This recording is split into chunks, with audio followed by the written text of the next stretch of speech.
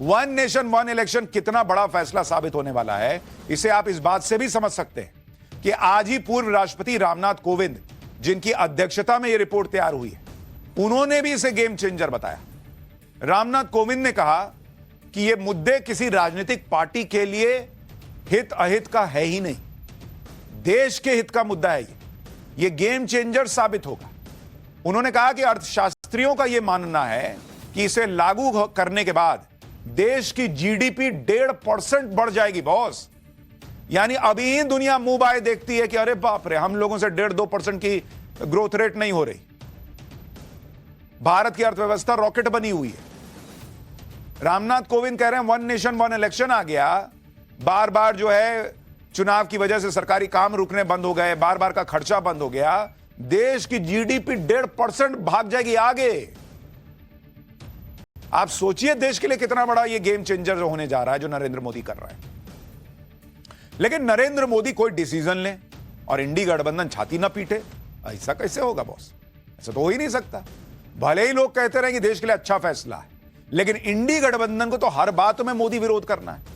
इसलिए one nation one election का विरोध ऑलरेडी शुरू हो चुका है। वन नेशन वन इलेक्शन को जैसे ही पीएम मोदी ने मंजूरी दी, वैसे ही इंडी गठबंधन तिलमिला गया। अरविंद केजरीवाल बोलने लगे कि देश को चाहिए एक राष्ट्र एक शिक्षा, एक राष्ट्र एक स्वास्थ्य सेवा प्रणाली, एक राष्ट्र एक चुनाव। नहीं चाहिए भाई, आपको लग रहा ना नहीं चाहिए, पब्लिक तो कह रही है कि चाहिए। और आप वन नेशन वन हेल्थ दीजिए ना भाई, वन नेशन वन एजुकेशन दीजिए, किसने रोका है? ममता बनर्जी कह रही है कि असंवैधानिक और संघीय व्यवस्था विरोधी बताया है उन्होंने इसको। उन्होंने कहा कि विपक्ष की चिंताओं को नजरअंदाज कर दिया गया, हम दिल्ली की तानाशाही सनक के आगे नहीं झुकेंगे।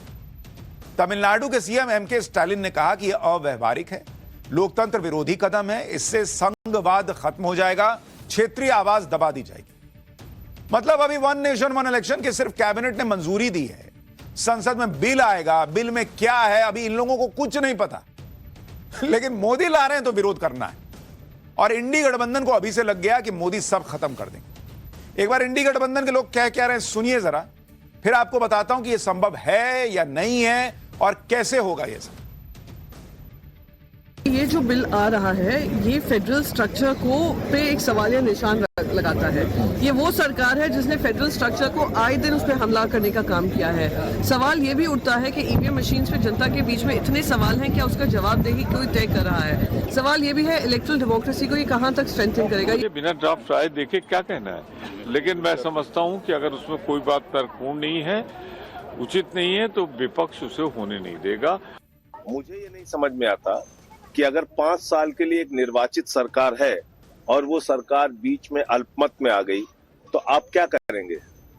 क्या आप एक चुनी हुई सरकार का दोबारा मिड टर्म इलेक्शन नहीं होगा? ये जो फेडरल स्ट्रक्चर है तो इतना सारे स्टेट्स है, अपना अपना हिस्ट्री है, अपना अपना जियोग्राफी है, अपना अपना पॉलिटिकल केमिस्ट्री है, तो इस देश में ये पॉसिबल नहीं है।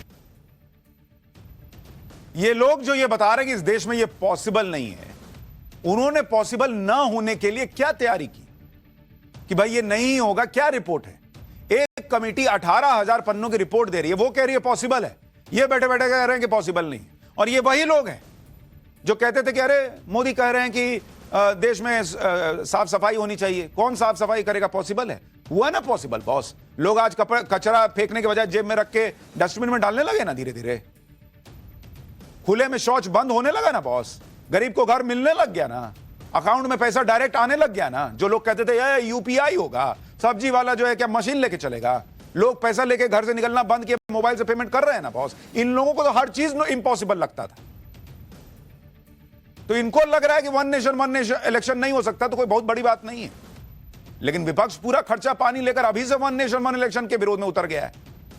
अभी तो बिल आया नहीं है, जब संसद में पेश होगा तो वहां विपक्ष अपनी बात रख सकता है। दूसरी बात, वन नेशन वन इलेक्शन कोई नई बात भी नहीं है। देश में 1967 तक चुनाव होते थे एक साथ, तो ये कैसे कह रहे हैं ये लोग 67 में हो जाता था, अब नहीं हो सकता है?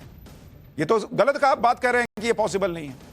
तीसरी बात, दुनिया के कई बड़े देशों में एक साथ चुनाव होते हैं, बहुत आराम से होते हैं, कोई दिक्कत नहीं होती। वो कर सकते, हम नहीं कर सकते। इन लोगों की यही सोच कि वो कर सकते हम नहीं कर सकते, भारत को रोके हुई थी, जो 2014 के बाद चेंज हुआ। चौथी बात, वन नेशन वन पैनल ने कई देशों के वन नेशन वन इलेक्शन को स्टडी किया है। सिर्फ हवा में इसकी सिफारिश नहीं की गई है। Germany, Japan, Indonesia, south Africa, Sweden, Belgium, Philippines, सब जगह एक साथ चुनाव हो रहे हैं। पांचवी बात, अगर एक साथ चुनाव कराने से देश का वक्त बच रहा है, पैसा बच रहा है, बार बार चुनाव आचार संहिता लग जाती है, काम रुक जाता है, वो काम रुकना बंद हो जाएगा बार बार, जनता का टाइम बचेगा, पैसा बचेगा। आपको दिक्कत क्या है भाई आप 5 साल बाद या बीच बीच में जब चुनाव होते हैं उस वक्त अगर नरेंद्र मोदी को हरा सकते हैं तो एक साथ में भी हरा दीजिए। इसमें क्या बड़ी तूफानी बात है? जो आपके लिए रिस्क है एक साथ चुनाव होने पर, वही मोदी के लिए भी है। लेकिन इनको समझना ही नहीं है, हर चीज में विरोध करना है। अच्छा, ऐसा नहीं है कि दुनिया में कहीं वन नेशन वन इलेक्शन नहीं होता है और मोदी सिर्फ भारत में इसको लेकर आ रहे हैं। भाई इंडोनेशिया बड़ा देश है, वहां 2019 से सारे चुनाव एक साथ हो रहे हैं। इसी साल फरवरी में इंडोनेशिया में सारे चुनाव एक साथ हुए। 20 करोड़ लोगों ने एक दिन में वोट डाला। राष्ट्रपति, उपराष्ट्रपति, सांसद, विधायक, पार्षद सब एक साथ चुन दिया भाई। स्वीडन में भी ऐसा ही सिस्टम बना हुआ है कि वहां पार्लियामेंट से लेकर नगर पालिका तक सारे चुनाव एक समय पर एक साथ होते हैं। हर 4 साल में सितंबर के सेकंड संडे को वोटिंग होती है जिसमें पूरा देश एक साथ वोट डालता है, काम खत्म।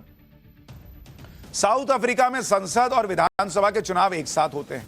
फिलीपींस में 1995 से संसद और विधानसभा के चुनाव एक साथ हो रहे हैं। इसके अलावा ब्राजील, बोलीविया, कोलंबिया, कोस्टारिका, कई देश हैं भाई जहां एक साथ चुनाव होते हैं। और भारत इतना आधुनिक होता जा रहा है, दुनिया में भारत का यूपीआई चलने लग गया बहुत, और ये कह रहे हैं कि हम एक साथ चुनाव नहीं करा सकते। यही इन लोगों की सोच की प्रॉब्लम है कि हो नहीं सकता। और नरेंद्र मोदी की सोच है कि ये कैसे नहीं होगा। देश में एक साथ सारे चुनाव कराने का मुद्दा कोई आज का है भी नहीं। इसकी कोशिश इंदिरा गांधी के जमाने में 1983 से चल रही थी, लेकिन इंदिरा गांधी की सरकार ने तब इस पर कोई ध्यान नहीं दिया। इसके बाद 1999 में इस मुद्दे पर लॉ कमीशन ने तब सिफारिश की जब अटल जी की सरकार थी।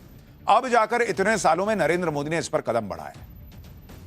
नरेंद्र मोदी एक तरफ देशहित के बड़े फैसले ले रहे हैं, कांग्रेस अपनी उसी राजनीति में फंसी है जिसमें कभी अडानी का मास्क लगाकर संसद में नौटंकी होती है, कभी अडानी की टी शर्ट पहन के ड्रामा होता है।